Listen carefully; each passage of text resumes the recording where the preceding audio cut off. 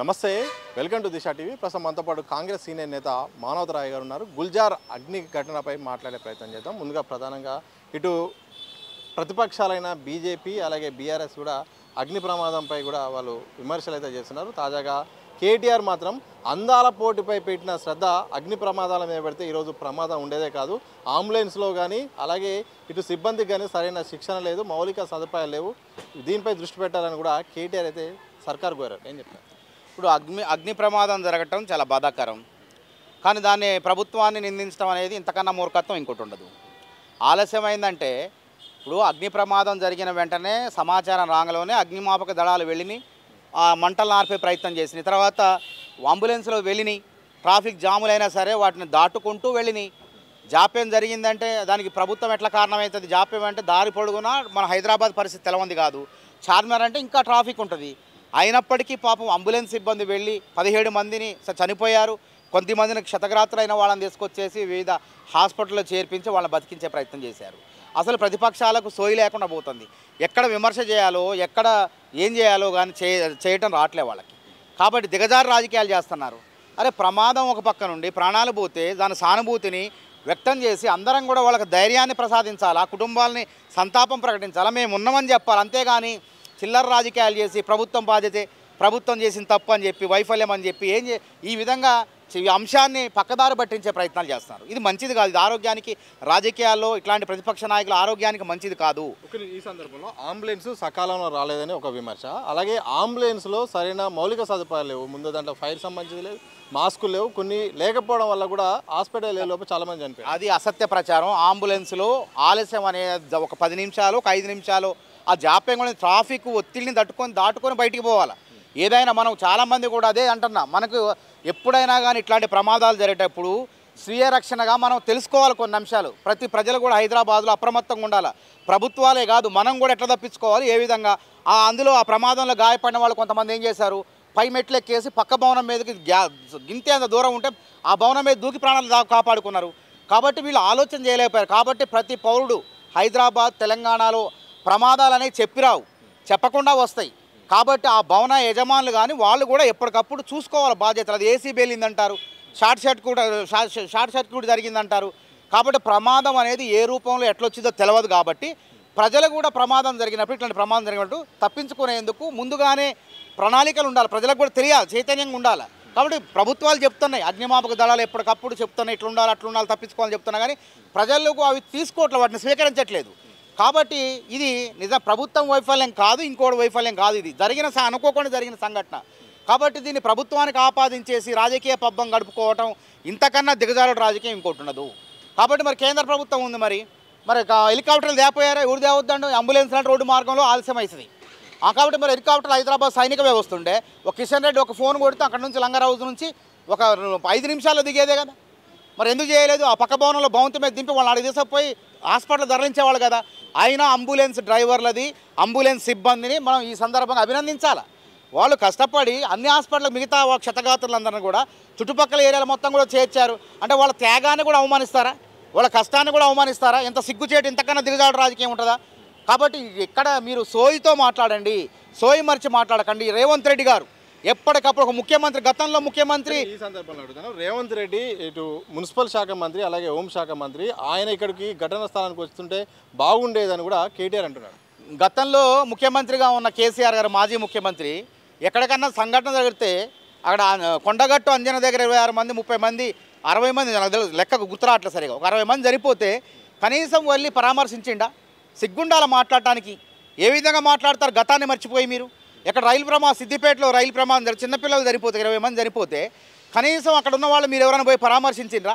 కానీ ఇలా ముఖ్యమంత్రి లైవ్లో వండుకుంటూ, ఒక ఉప ముఖ్యమంత్రి, 2 మంత్రులు, రాజ్యసభ సభ్యుడు అనిలు, తర్వాత అక్కడ ఉన్న ఫిరోజ్ ఖాను అందరు కలిసి అక్కడే ఉండి, ఆ షబ్బీర్ అలీ గారు సైతం వెళ్ళి ఆ క్షతగాత్రులను పరామర్శించి వాళ్ళకు వేగవంతంగా వైద్య సేవలు అందే విధంగా వాళ్ళు కష్టపడి రాష్ట్ర ప్రభుత్వం మిగతా ప్రాణాలు కాపాడితే నీకు నోరెట్టొచ్చిందంట. నా విధంగా గతాన్ని మర్చిపోయి మీ హయాంలో కనీసం పట్టించుకోలేదు.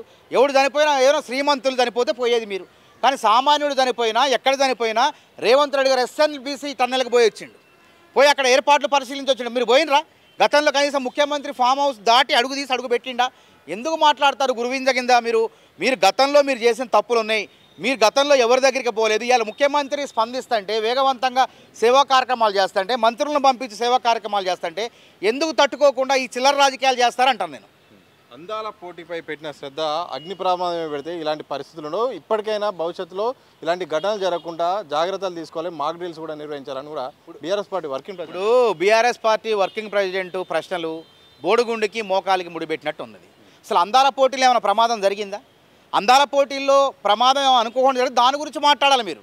బయట ఎక్కడో అందాల పోటీకి సంబంధం లేకుండా ఆడ ప్రమాదం జరిగితే గుల్జార్ భవన్లో ఆ భవన యజమానులు నిర్లక్ష్యం మూలంగా జరిగితే వాళ్ళపైన కేసులు నమోదు చేసింది ప్రభుత్వం.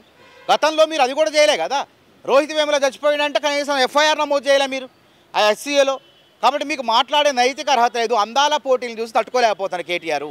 అందాల పోటీలు వాళ్ళు మాట్లాడితే దాన్ని రకరకాలుగా వంకర టింకర్ చేసి దాన్ని ప్రయత్నం చేస్తున్నారు, వక్ర భాషం పలుకుతున్నారు. అందుకే బీఆర్ఎస్ పార్టీ, బీఆర్ఎస్ కాదు భారత రాష్ట్ర సమితి కాదు వీఆర్ఎస్ అనాలి. వీఆర్ఎస్ అంటే వక్రీకరణ రాష్ట్ర సమితిగా మారిపోయింది. అది బీఆర్ఎస్ కాస్త వీఆర్ఎస్ అంటే వక్రీకరణ రాష్ట్ర సమితిగా మారిపోయింది.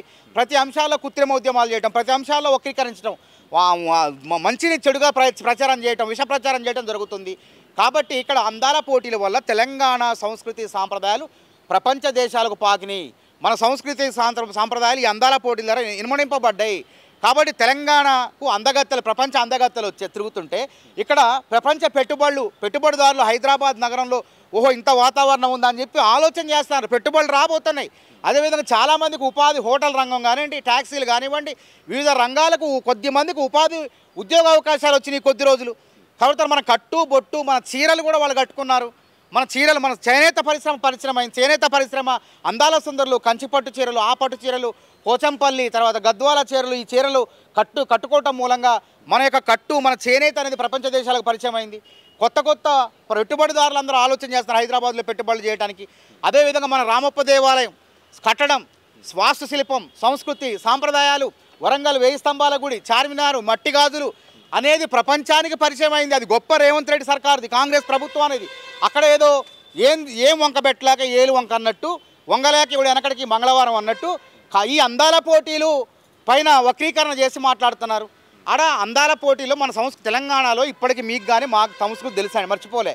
మన ఇంటికి పెద్ద అతిథులు వస్తే, మన ఇంటికి పెద్ద అతిథులు ఎవరన్నా వచ్చారనుకోండి, బకెట్ దగ్గరికి వెళ్ళి చెంబుతో నీళ్ళు ఇవ్వటం మన సాంప్రదాయం.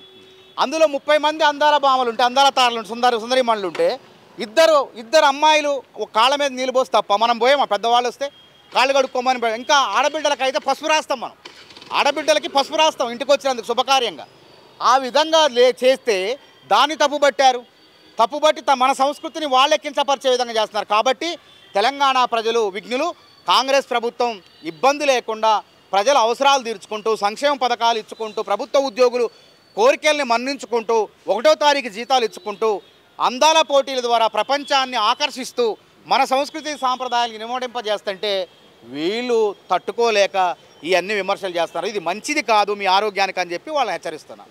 మొత్తంగా రాజకీయాలు చేయడానికి అగ్ని ప్రమాద ఘటన సందర్భం కాదు. అందరూ కూడా ఇప్పుడు సహకరించాల్సిన సమయం. ఒకవైపు సీఎం దగ్గరుండి మానిటర్ చేస్తున్నారు, ఉప ముఖ్యమంత్రి అక్కడికి వెళ్ళారు, మంత్రులు, అలాగే ప్రభుత్వ వ్యవస్థ కూడా అక్కడికి వెళ్ళి మొత్తం గుల్జార్ ఘటనకు సంబంధించిన పరిస్థితిని చక్కదిద్దే ప్రయత్నం చేస్తుంటే ఇలాంటి సమయంలో రాజకీయాలు చేసే ప్రయత్నం చేస్తారు. ఇది రాజకీయాలకు వేదిక కాదంటూ కూడా మానవతారాయ్ గారు, కాంగ్రెస్ సీనియర్ నేత, స్పష్టం చేసిన సందర్భం చూస్తారు. కెమెరా పర్సన్ సూరిబాబుతో సతీష్, దిశ టీవీ, హైదరాబాద్.